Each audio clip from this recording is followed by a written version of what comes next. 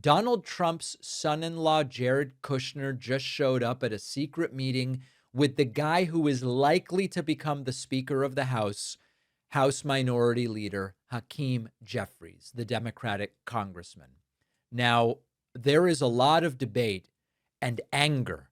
Should Jeffries have taken a meeting with someone as corrupt and sycophantically subservient to Trump as Jared Kushner? I'm going to get to that in a moment.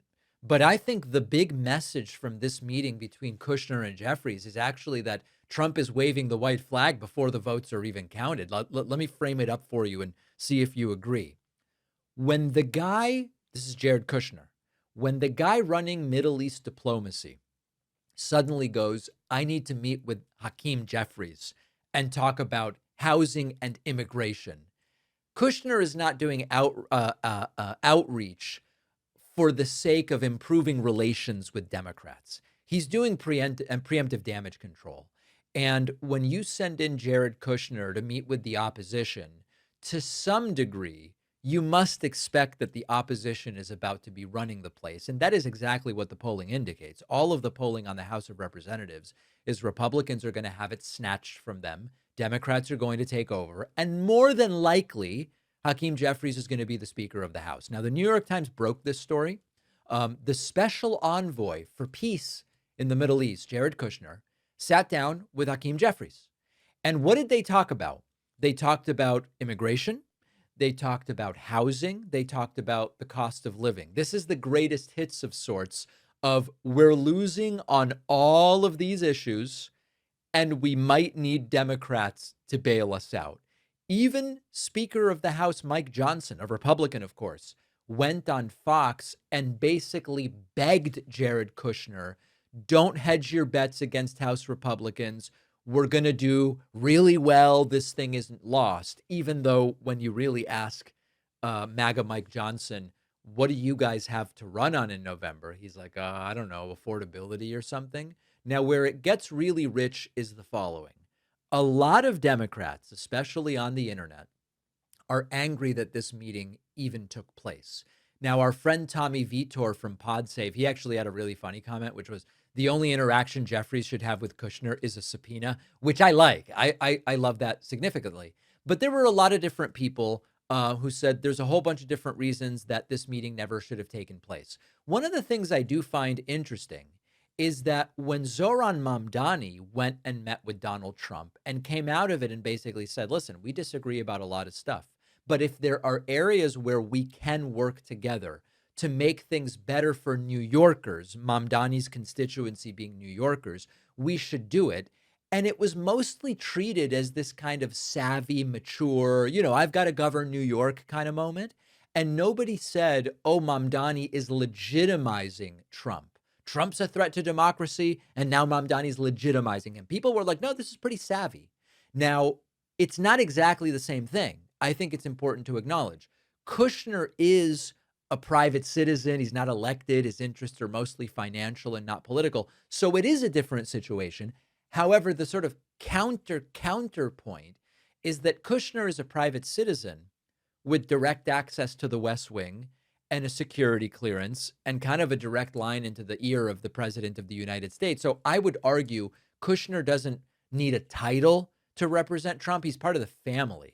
And when Kushner sits down at a table, effectively Trump is at that table. And I think that that's an important thing to remember here. So for me, I don't think the concern per se is Mamdani met with Trump or Kushner met with Jeffries.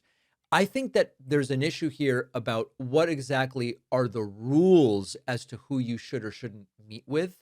And I care more about what is actually going to be done by Jeffries if and when Democrats take control. Let me put it a different way.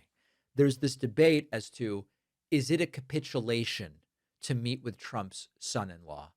Well, Mamdani is different or it's the same or whatever. What I think is most important, the real story here is, what is the plan of Democrats in the House if and when they take it over in terms of dealing with the demands and requests of MAGA and of Trump? Kushner's building a bridge. Are they too buddy-buddy? Jeffries is not the most progressive Democrat in the world. We know that. The biggest story for me is Democrats are getting some leverage back.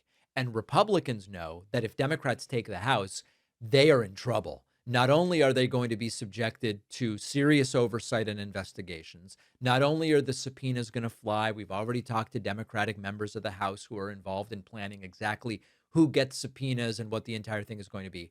It's what is going to be the Democratic policy with regard to this White House. And I hope that what it's going to be is don't give them a damn thing. Do not bail Trump out of anything. They have never shown that sort of charity or courtesy to Democrats. They deserve nothing. And so I don't really have a problem with Jeffries meeting with Kushner.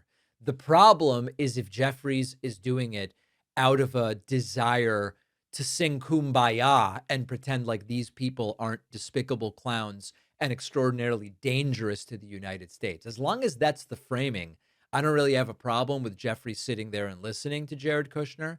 And there will be some things, including simply like, let's get programs funded, et cetera, that they'll have no choice but to work with the White House about. But we need to be clear, and I plan to ask every single Democratic elected official that I interview between now and November, you're not going to give them any policy victories, right? You're not going to allow them to get anything over on you. Are you, once you are in control?